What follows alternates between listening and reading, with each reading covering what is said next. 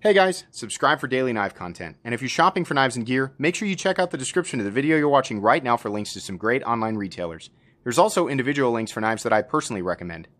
Thanks! What's going on YouTube? Metal Complex here, and today I've got another interesting knife review / knife overview to share with you guys. This is the Finch Knife Co. Cimarron. Very interesting little flipper. A little bit less of the, if you're familiar with Finch Knife Co., you know that they often mix the traditional folding knife world with the modern folding knife world. This is more modern, which is interesting. I've got a lot to talk about here. Thanks so much to Finch Knife Co. for sending this guy in for review. You can absolutely pick this knife up right now. Just use the link right down here in the description. And I'll also link Finch Knife Co. in general so that you can see what else they've got going on. Thanks so much to my generous patrons who are supporting me right now. You can find that link down in the description as well. And please follow me on Instagram at metal_complex. Let's go ahead and get a measurement on this guy. Overall length of the Cimarron coming in at about 7 3/4 inches. Yeah, 7 3/4 inches overall. It's very 940-esque. Blade length is coming in at 3.3, and your cutting edge is coming in at about 3 inches on the dot. Let's go ahead and do some size comparisons up against the Ontario Rat 1 and Ontario Rat Model 2. You can see there it's a little bit bigger, a little bit longer than the Rat 2, a little bit shorter than the Rat 1, but definitely not nearly as chunky. This is a much more slender design. How about up against the Spyderco PM2 and Para 3? Get these knives out for you guys here real quick. Cutting edge is honestly the same as the PM2, longer than the Para 3. It's definitely overall longer than the Para 3, but it is much more narrow than both. It's going to be much more pocket friendly, I can tell you that right now. And then how about up against the Benchmade Griptillian, or in this case the Ritter Hogue, and its little brother, the Benchmade Mini Griptillian. You can see here once again, longer than the Mini, shorter than the full size. This is a nice in-between sort of medium-sized knife with a slender profile. Let's go ahead and do a hardware check, get out my tools. As per usual, my tools are very inexpensive and very recommendable. You can find them right down here in the description. I'm going to guess, like the other Finch knives that I've handled, it's going to be a T8 on the pivot. Let's go ahead and check that here real quick. And yeah, that's going to be a T8. And I'm not even going to check the other pieces because I know that they are T6, but they are minimal. We have just a couple of T6 screws down here. We have 2 screws holding in the pocket clip, and one of them is actually the body screw. So that's fine. It's minimal hardware. Just be careful if you're disassembling it. Make sure that you are being careful of those T6 screws, because T6 can definitely strip a little easier than some larger heads. Let's go ahead and do a carry profile. Do carry profile up against the Spyderco Para 3. You can see here it's actually thinner quite a bit than the Para 3, which is nice. I think a lot of people are really going to enjoy that. And let's go ahead and do length and height up against the Spyderco PM2 and Para 3. See here that the Cimarron does have a flipper tab, but that's not stopping it from being definitely more narrow than both, skinnier than both, and just a hair longer, maybe. Is it even longer? Oh, it's like almost exactly the same handle length as the Spyderco Para 3. So there you go. I don't think this knife is going to be horribly difficult to carry. You can see here that we actually have multi-layer G10. Now this does come in a few different configurations. Give you guys a look so you can see that's actually G10. But yeah, you've got this other layer. So we have, in this case, we have this sort of forest green and tan. I did see a darker, I think it's a black or a very deep gray at least. I think there's some other versions. And then on the inside here, we have, yeah, there are full countersunk steel liners on both sides. The other side, of course, is the liner lock. You can get my flashlight down in the description. So there you go. Blade stock thickness, I think we're going to have to deploy it because it's perfectly flush with the handles. I don't think it's an ultra thick blade. Let's see here. Blade stock on this guy coming in at, yeah, 116. We'll say it's 115,000. So there you go. Pretty thin blade stock there. And I don't think the weight's going to be too insane either. Overall weight on the Cimarron, come on now. Weight on this guy is coming in at, there you go, 3.07 ounces, which is just fine. I don't have a problem with that at all. So considering all of that stuff, we have a pretty thin profile, pretty narrow profile, a flipper tab that doesn't stick out very far. Yeah, this is going to be pretty friendly in the pocket, and you do get quite a bit of usable cutting edge on this guy considering the overall length of it. So I think a lot of people are going to find happiness in that, absolutely. Let's go ahead and move on here and talk about aesthetics real quick. If anybody doesn't know, this Finch logo right here glows. So let's go ahead and charge her up real quick. Bam! Holy cow. And we'll go ahead and turn the lights off so you guys can see that. That's neat. I like that. Do we need it? No. Is it cool? Absolutely it is. Stuff that glows is cool, right? Not going to find it incredibly useful day to day, but it's neat and it's laid in well, so it looks nice.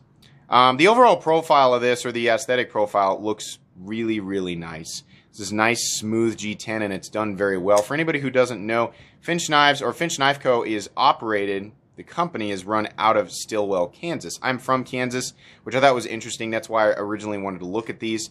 But these are not made in the United States. They are foreign made. But they are definitely high quality. Every Finch knife that I've handled has been really, really nice. And that is, it's no different here with the Cimarron. I like the sort of decorative show side pivot. Very simple, very straightforward. This is very minimalist overall looking design.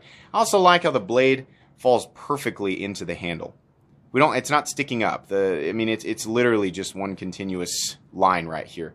And that looks nice. The detent is very well tuned, as is the case with every Finch knife that I've ever handled.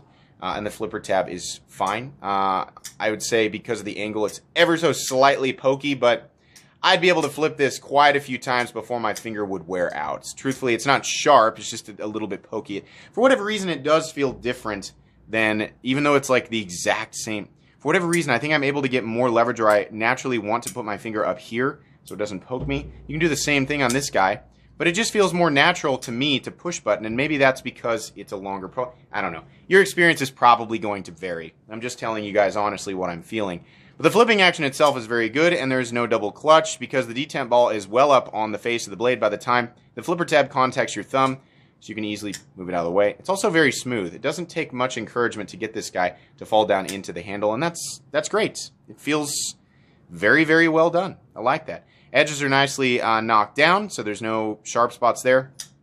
Ergonomically, I've got a much better experience with this guy than the 1929, but that's mainly because this is larger and I've got more room to put my hand. You can absolutely get a full 4-finger purchase on this guy, and that's great. Other than this area that's cut out so that you can easily access the liner, which is great, by the way. I'm really happy that they do that, and they care about that, because that means that as the liner lock wears over slowly, over time you'll always have access to it, and that's fantastic. Other than that little area, there's not really anything locking you in, and it's a pretty smooth surface, so not going to be the best if you're working in an environment that might cause you to slip off the knife, but there's plenty of room to get a grip. You're fairly locked in. Ergonomics aren't anything super fantastic, but they're good. They're good enough. I'm happy with that. And they were obviously trying to achieve a certain aesthetic, and it does look nice.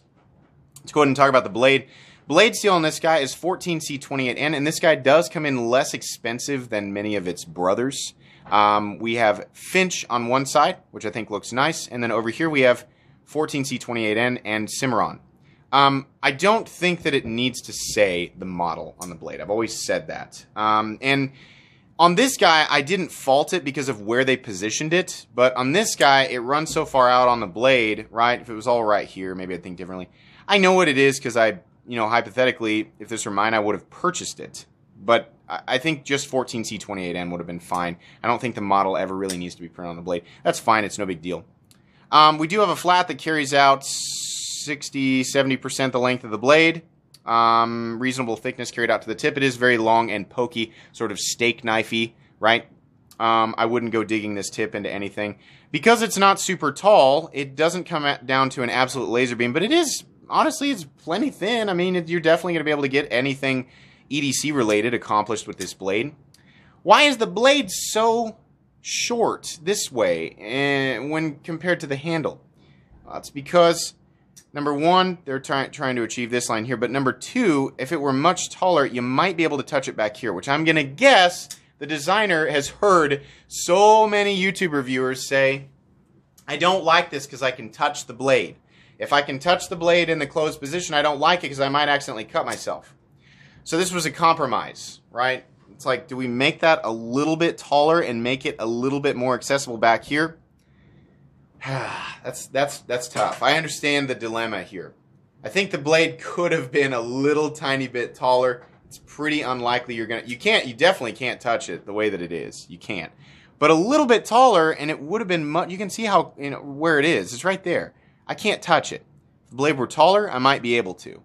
So, if they made it taller, the aesthetic would have been much better, right? This is okay. There's nothing wrong with it. Would have been much better. Probably would have been slightly thinner behind the edge, but the trade-off would have been you might have been able to touch it back here. So, I kind of understand why they did that, right? This area right here, I wouldn't choke up. You probably could force it a little bit. I wouldn't. It's more of a sharpening choil. Finish on the blade on this guy is, I believe it's lightly, yeah, it's very lightly tumbled. Sorry, there's like debris on it, so I had to look a little closer. But yeah, the finish on the blade is a nice light tumbling. It almost looks bead blasted, but no, this is just a really, really fine tumbling, and it looks good. I'm partial to forest green and tumbled, so that's something that I really like. A couple of T6 screws down here, that's fine. Little G10 backs, but wait, no, hang on a sec.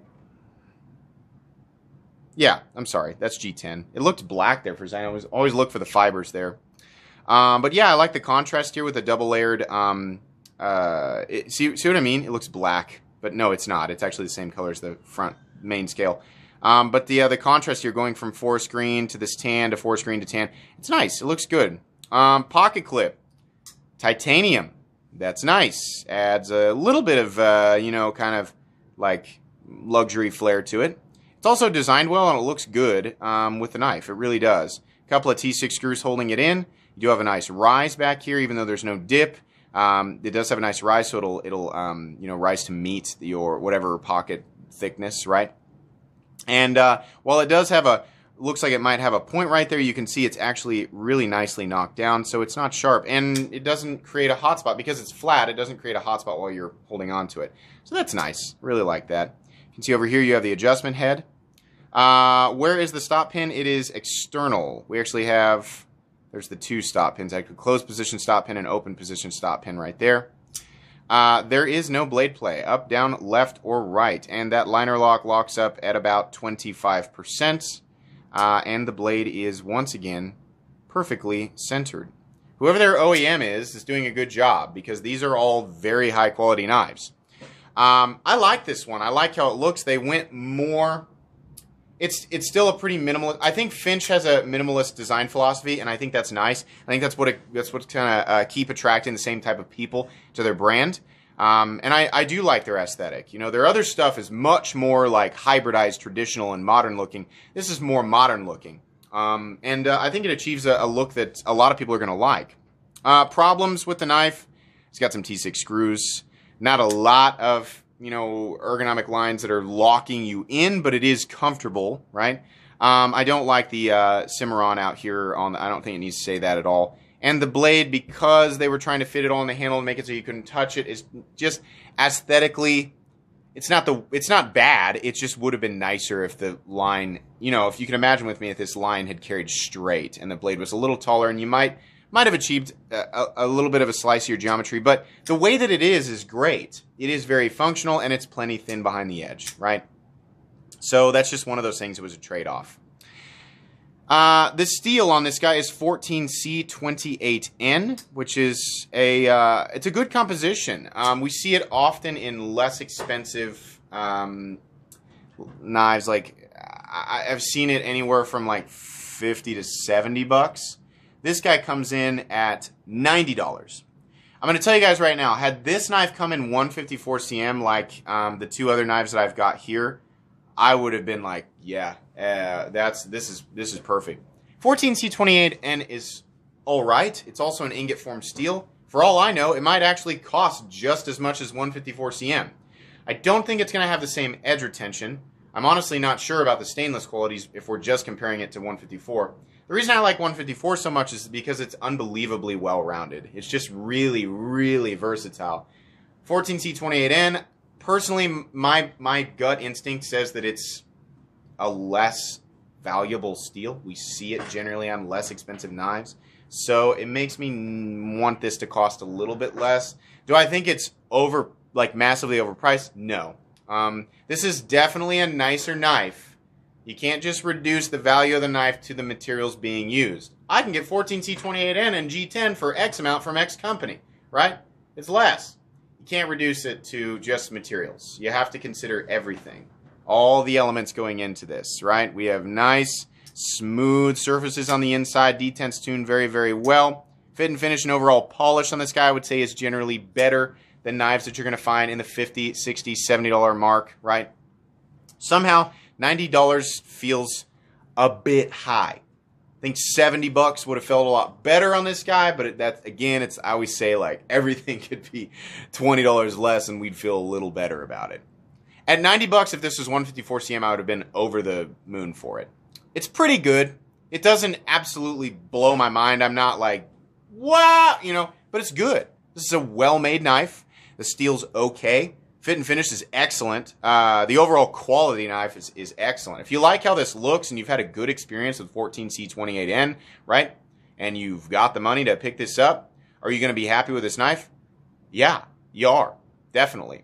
For, you know, some other people, it might not be the best choice for everybody, but this is a good EDC knife, and they did, you know, I mean, they checked the boxes as far as what you look for in a dependable cutting tool. It is. It's got some quirks and some weird stuff from the perspective of an enthusiast, right? If you're watching this channel and you don't know or you can't tell, I'm a knife enthusiast. That's why we do the tabletop overview thing, right? But yeah, this is good. I think people who do pick it up are going to be happy with it, and I wish it was a little bit less expensive, but in its current state, is it recommendable? Yeah, it is. I think you guys will like this. It's not my favorite thing in the entire world, but I mean, it's good enough, right? It'll do the trick, and you know, personally, if I was going to pick it up, I'd pick up the dark green version. I think it's nice. Yeah. Guys, I think that's really all that I need to say. Like I said, you can find this knife and Finch knives in general right down in the description. Take a look at everything they've got going on. Thanks again, Finch Knife Co., for sending this guy in. Please make sure to follow me on Instagram at metal_complex. Guys, if you enjoyed this video, please leave a like. If you'd like to check out my other content, I do, of course, have lots of videos of knives that are either expensive or inexpensive that I do or don't like, so check those out. And if you enjoy all my content, go ahead and click on that Metal Complex logo right there and subscribe, because there's definitely more coming. Thanks again for watching, everybody, and have a great day.